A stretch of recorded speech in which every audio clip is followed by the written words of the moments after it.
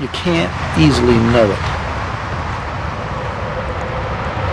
And one of the difficulties with this effort that we're into right now to reuse it and re-envision it is that unless you have a model of it and you explain that there's a 5-mile watershed and a stream that does the following stuff at this time of the year and so forth, it's very hard to comprehend what it actually is.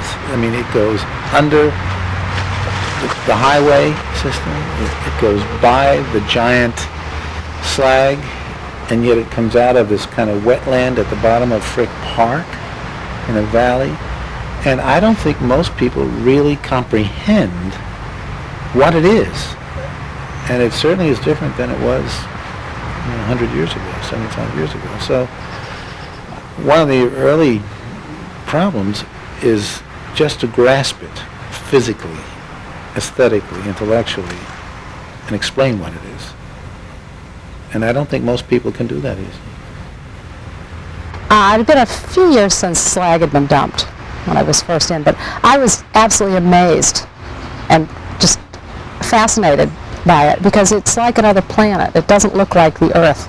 It doesn't look like the real world. The soil, the topography, the vegetation, and it was exciting at first. The first time I actually wandered about, I went about the top part of the slag heaps and would walk over and look down the edges and look into the canyons. And I remember one of them having a burned out car in what appeared to be a crater. And I wasn't even sure how people got cars into it at that point.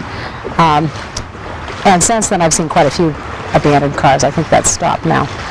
But I would tell people about it, and some people were fascinated and really wanted to go in and see it, and other people have no interest in it. Some have no interest, and some are almost fearful because it's so foreign. It's not like anything on Earth that you would ever see. There were just big mountains of the stuff. The top wasn't as flat as it is now. It used to be they built a big mountain, and then they built another big mountain, and another big mountain, and another big mountain, and then they started filling in the spaces between the mountains. And one area between 3 of them was just a big hole in the ground. It was so deep that you'd see truck tires that looked like Cheerios at the bottom. It was about a 3-block walk to go all the way around the top. It was a very big hole. And sometimes you look down and you see hawks flying around.